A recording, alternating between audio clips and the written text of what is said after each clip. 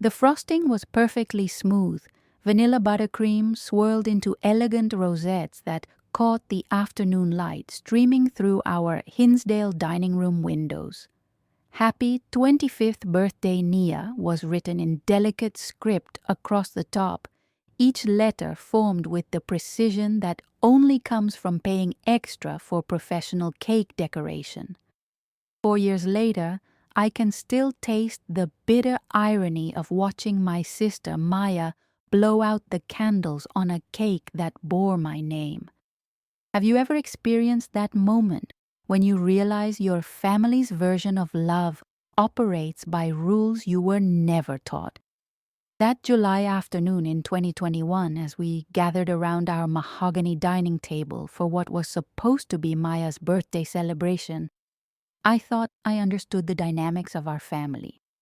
I was Nia Washington, 27 years old, the responsible older sister who'd worked her way up to director of accounts at one of Chicago's premier PR agencies, pulling in $92K annually with my MBA from Kellogg.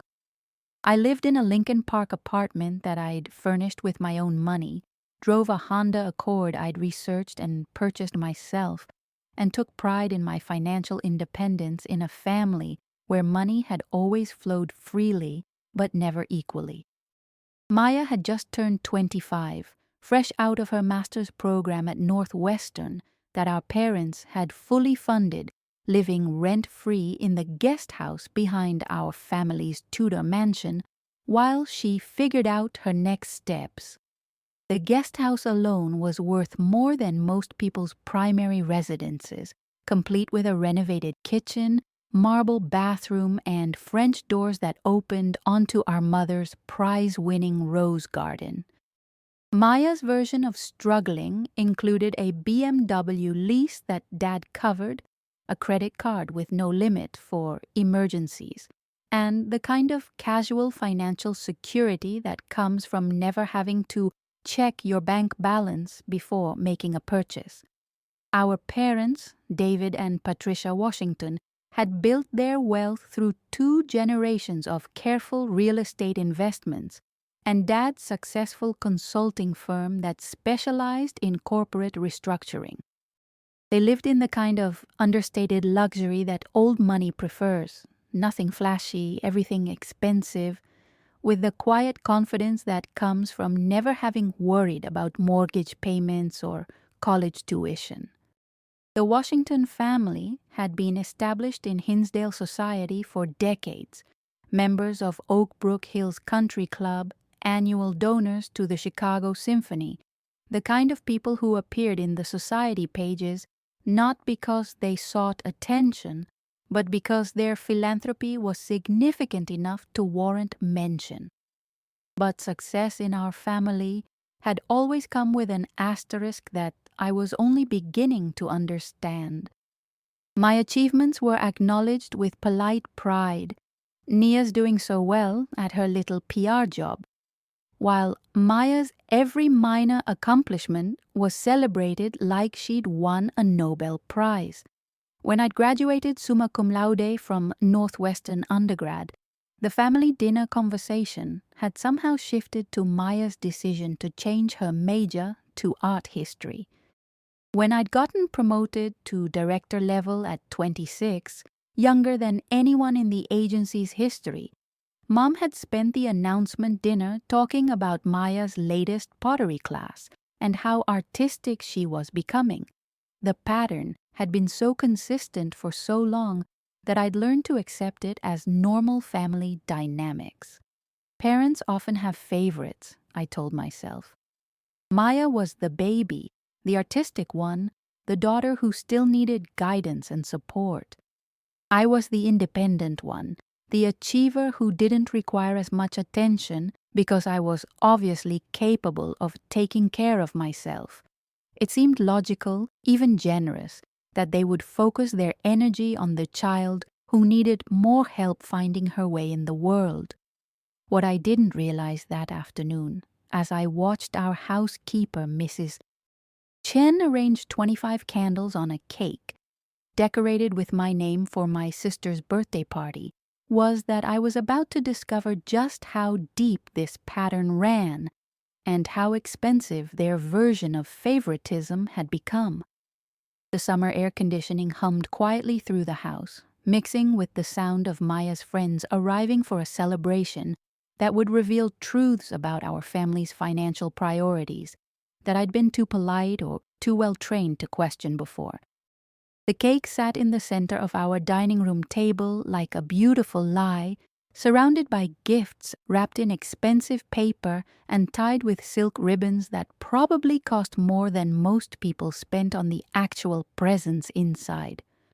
"Oh, honey, there was a mix-up at the bakery," Mom explained with that practiced casualness that wealthy people use when they want to smooth over awkward situations without actually addressing them.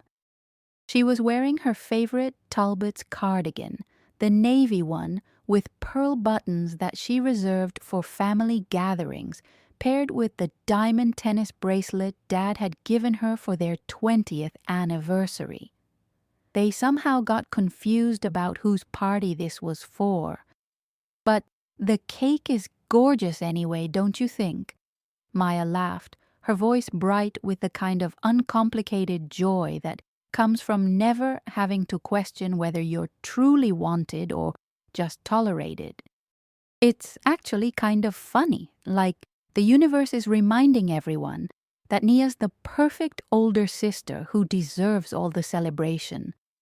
She said it with such apparent sincerity that anyone who didn't know our family history might have found it charming rather than accidentally revealing. But I knew our family's patterns, and 27 years of experience had taught me to recognize the difference between genuine mistakes and convenient explanations. Antonelli's bakery had been making cakes for our family since before I was born. They'd created my graduation cake, Maya's Sweet 16 celebration, countless birthday celebrations over the years. These were not people who made mix-ups about names, especially not when Mom had undoubtedly written out detailed specifications on her monogrammed note cards and hand-delivered them personally, as she did for every important family event. "The important thing is that it tastes amazing," Dad chimed in, already cutting generous slices with the crystal cake server that had belonged to his grandmother. "Mrs. Chen, could you serve everyone? And Maya, sweetheart, don't forget to make a wish before you blow out the candles." I watched my sister close her eyes dramatically, her long lashes casting shadows on her cheekbones while she held her breath and concentrated on whatever wish she was making. Maya had always been beautiful in that effortless way that makes photographers stop strangers on the street. High cheekbones inherited from Dad's side, Mom's graceful neck, and a smile that could convince anyone she was genuinely delighted to see them. At 25, she still had the kind of optimism that comes from growing up believing the world will always arrange itself in your favor. As we ate cake and made polite conversation about Maya's post-graduation plans, her friends gushing about the beautiful house and asking about her summer in Europe that our parents had funded as a graduation gift, I found myself calculating the cost of everything I was witnessing. The cake alone was probably $150 from Antonelli's, maybe $200 with the custom decoration. The flower arrangements Mom had ordered from her usual florist were easily $300, all white peonies and roses arranged in crystal vases that caught the light like small celebrations.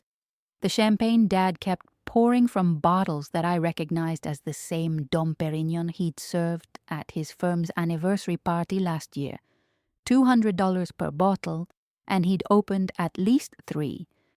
If you've ever found yourself mentally calculating the cost of love in your own family, you understand the peculiar mixture of curiosity and dread that was building in my chest as the afternoon progressed.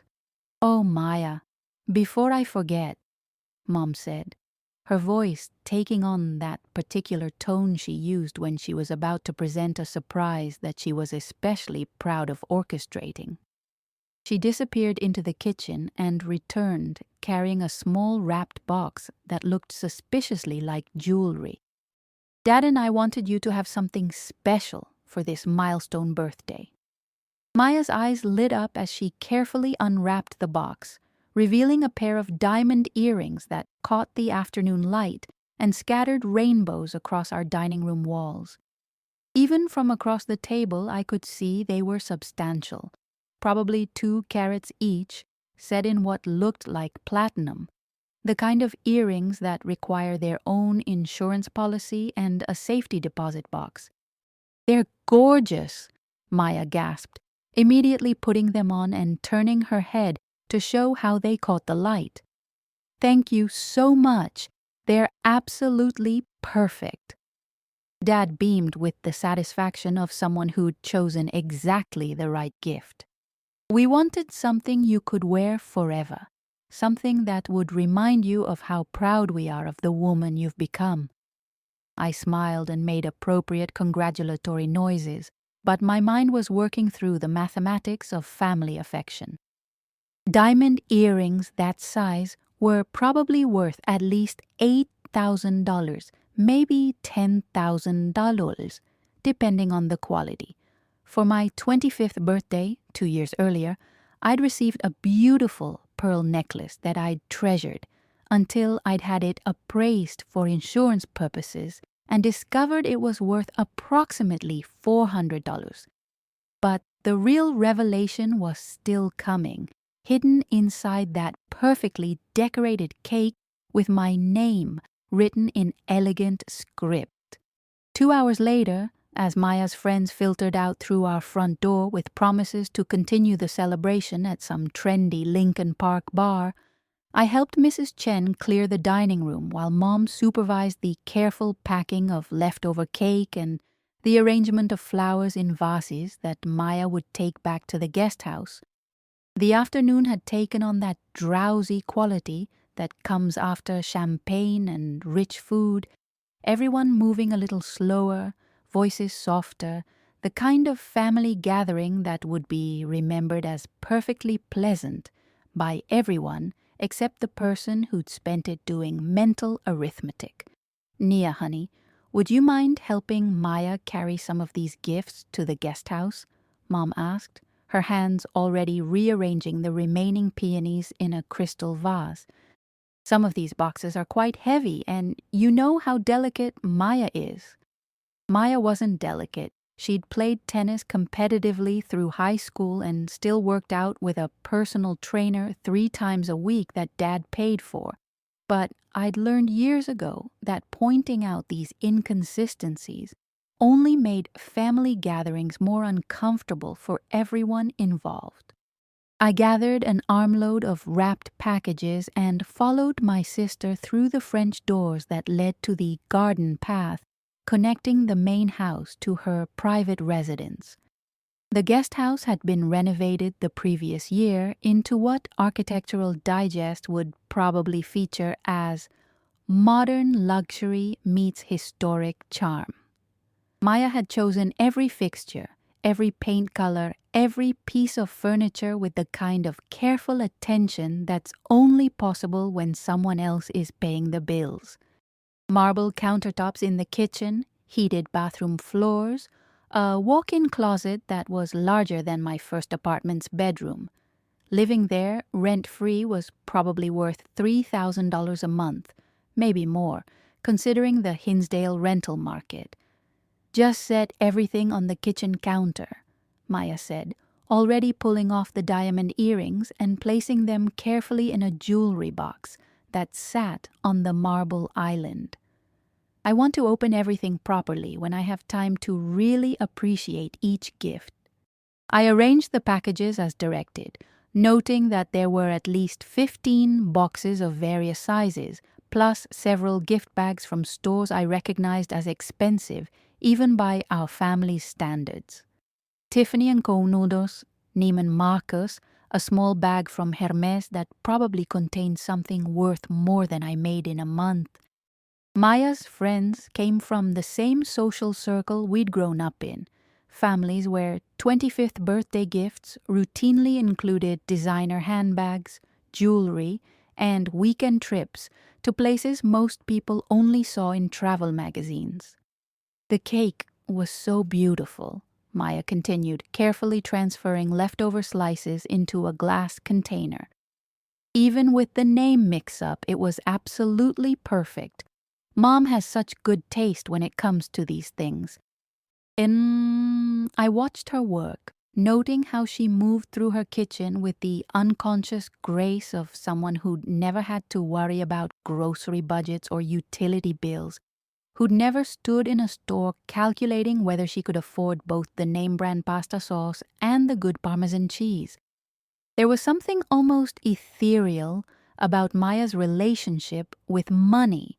It appeared when she needed it, disappeared when she spent it, and regenerated itself through some mysterious process that required no effort or anxiety on her part.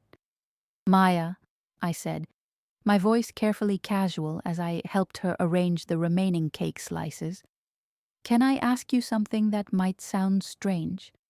She looked up from her work, her expression open and curious. "Of course, what's on your mind?" "Have you ever noticed that our parents seem to—" I paused, looking for words that wouldn't sound accusatory or petty. "That they seem to celebrate your achievements differently than mine." Maya's face scrunched into the expression she'd worn since childhood when confronting any situation that might require uncomfortable emotional analysis. "What do you mean? They're proud of both of us. They're always talking about how successful you are at your job." "I know they're proud," I said, choosing my words carefully. "I guess I'm wondering about the scale of celebration, like today, the cake, the earrings, all of this."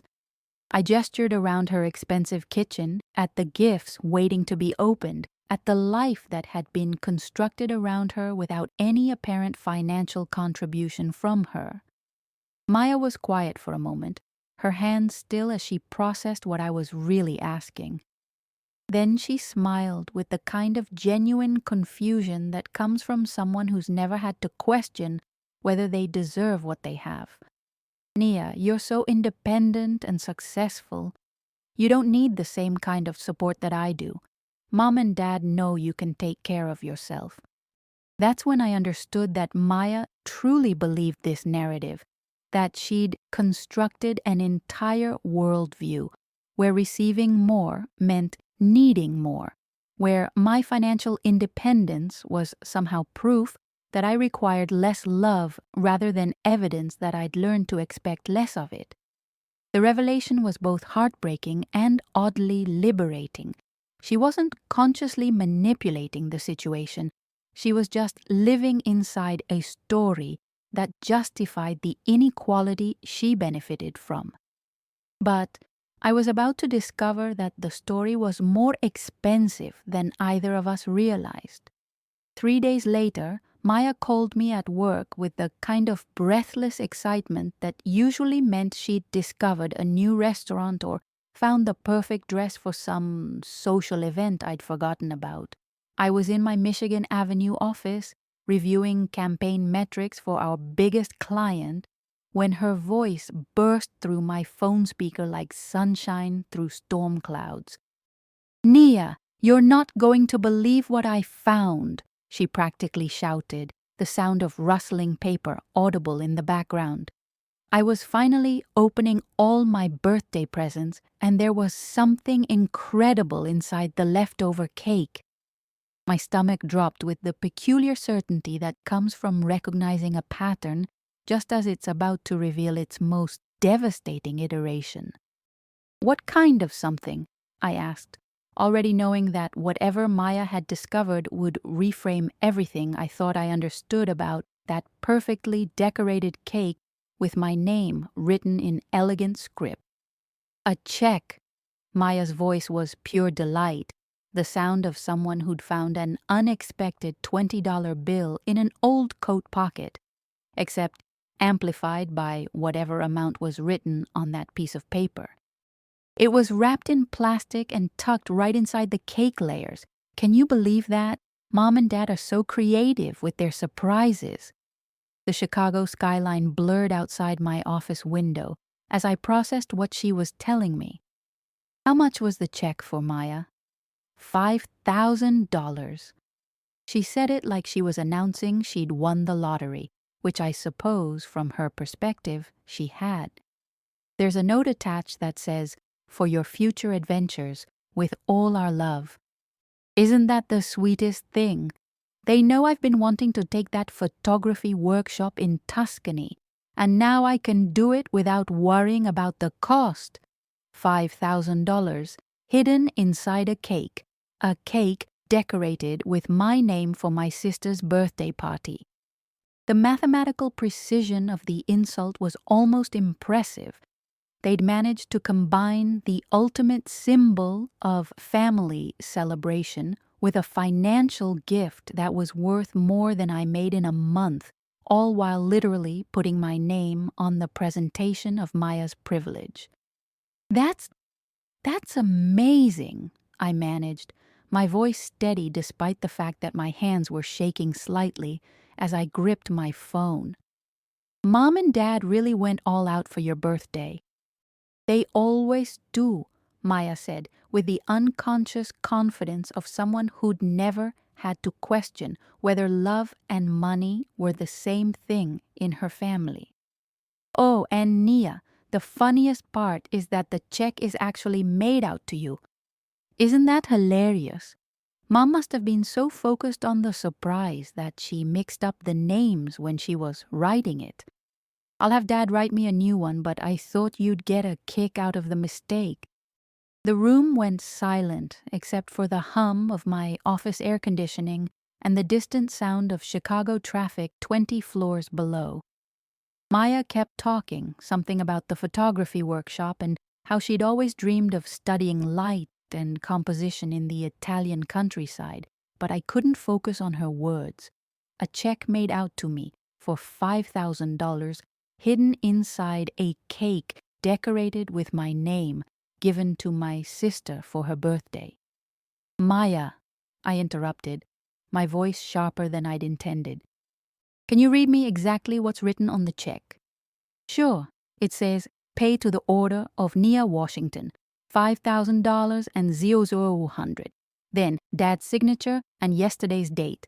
Like I said, just a silly mix-up with the names. Not a mix-up, a revelation.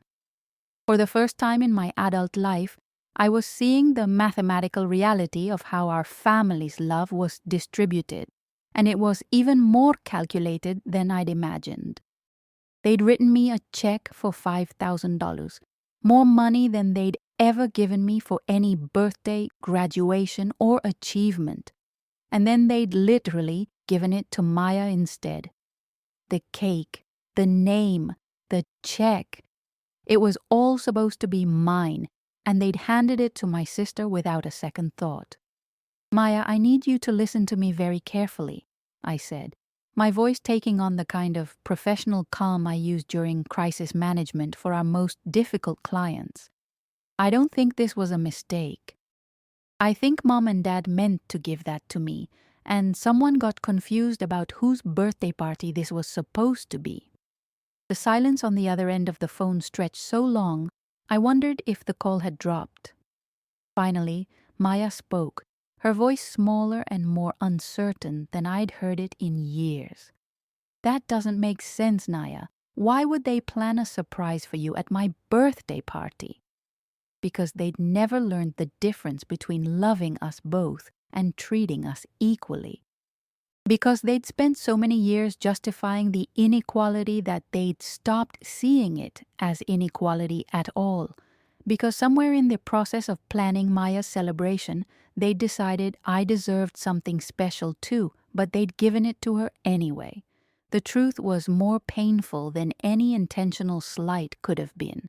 They'd tried to show me love, and they'd still managed to give it to Maya instead. That evening, I drove to Hinsdale with the kind of crystalline clarity that comes from finally understanding a puzzle you've been trying to solve for decades. The summer air rushed through my Honda's windows as I navigated the familiar, tree-lined streets of my childhood, past houses where other families were probably having their own complicated conversations about love, money, and the invisible mathematics of favoritism. I found my parents in their study, Dad reading the Wall Street Journal in his leather chair while Mom worked on correspondence at her antique writing desk. They looked up when I entered, their expressions shifting from pleasant surprise to subtle concern as they registered something different in my posture, my voice, the way I was carrying myself, like someone who'd finally decided to stop apologizing for taking up space. "We need to talk about Maya's birthday party," I said, settling into the chair across from Dad's. "Specifically, we need to talk about the check that was hidden in the cake with my name on it." Mom's fountain pen paused mid-sentence. Dad folded his newspaper with the deliberate care of someone buying time to think. The grandfather clock in the corner ticked away seconds that felt like small eternities while they processed what I knew and how I knew it. "Maya called you," Mom said finally, her voice carrying the resignation of someone whose careful planning had just collapsed. "We were hoping she'd just deposit the check without looking at the name too closely. So you admit it was supposed to be for me." I kept my voice level, professional, the same tone I used when walking clients through difficult campaign revisions. My name on the cake, my name on the check, but somehow it all ended up being Maya's birthday celebration anyway. Dad cleared his throat, a sound I'd heard thousands of times before difficult family conversations. "Nia, honey, we can explain. We'd planned to do something special for you too, but Maya's birthday came first on the calendar, and we thought it would be easier to handle both celebrations together." The explanation was so beautifully crafted, so perfectly reasonable sounding, that I almost admired their ability to make inequality sound like efficiency. "Dad, Maya's birthday is July 15th. Mine is September 3rd. You've never combined our celebrations before in 27 years of birthdays." Mom set down her pen and turned to face me fully, her expression taking on the kind of gentle patience she'd used when I was 7 and asking difficult questions about why some families had more money than others. "Sweetheart, you have to understand our perspective. You're so successful, so independent. We wanted to acknowledge that, but we also knew you didn't need the same kind of financial support that Maya requires right now. So you gave my financial support to Maya instead." The words hung in the air like a mathematical proof that couldn't be argued with. "You literally took money that you designated for me and handed it to her, along with a cake decorated with my name." The silence that followed was deafening. For the first time in my memory, my parents couldn't find a way to reframe the situation, couldn't locate the charitable interpretation that would make their actions seem reasonable and loving instead of what they actually were, a perfect metaphor for 27 years of emotional inequality disguised as family dynamics. "We can write you another check," Dad offered quietly, but even he seemed to understand that money wasn't really the point anymore. "I don't want another check," I said, surprised by how calm I felt. "I want you to understand what happened here because I don't think you do. You planned something meaningful for me. The first time in my adult life that you've given me a financial gift that wasn't tied to a specific achievement or milestone. And then you gave it to Maya instead, without even thinking about what that meant." Mom's eyes filled with tears, the kind of genuine remorse that comes from recognizing a pattern you'd been blind to. "Nia, we never meant to hurt you. We love you both so much." "I know you love me," I said, and meant it. But love isn't just a feeling, Mom. It's also actions, choices, the way you spend your time and money and attention. And for my entire life, your actions have told me that Maya's needs matter more than mine, that her happiness is more important than my feelings, that her financial security is worth more than my emotional security. 4 years later, I can tell you that having that conversation was the most important thing I've ever done for our family relationships, though it took months for anyone besides me to recognize it as a gift. My parents went to family therapy, something Mom had suggested for other families but never considered necessary for ours. They learned to recognize their patterns, to question their assumptions about what each of their daughters needed versus wanted. Maya eventually gave me the $5,000 check, but more importantly, she started paying attention to the dynamics she'd been unconsciously benefiting from her entire life. She got a job, moved into her own apartment, and began building the kind of independence that comes from earning your own sense of worth rather than accepting it as an inherited privilege. What gift would you give yourself if you stopped accepting crumbs from people who should be offering you the whole cake? Sometimes, the most loving thing you can do is refuse to pretend that inequality is generosity, that neglect is independence, that being overlooked is the same as being trusted to take care of yourself. The cake had my name on it for a reason. I just had to be brave enough to claim it.